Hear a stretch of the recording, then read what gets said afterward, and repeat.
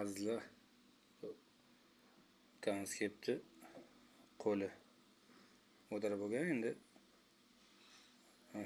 Bor, ko'rib turibsizlar. Bir kishi aytganimiz, qo'lingga suv yig'ilgan degan emishda.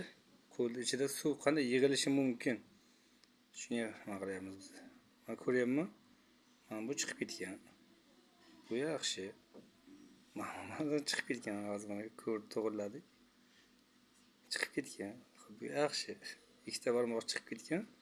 Mana bu ozgina shilinib, sag'ina yara bo'lgan. Mana ham chiqib ham yaracha bo'lgani uchun shishgan. Suv olgan degan emishda bir kishi. Suv yig'ilgan ichiga degan emish. Suv yig'ilmaydi bunda. Mana chiqqan barmoqni to'g'rilash kerak bo'ldi. Nasib bo'lsa hammasi yaxshi mana.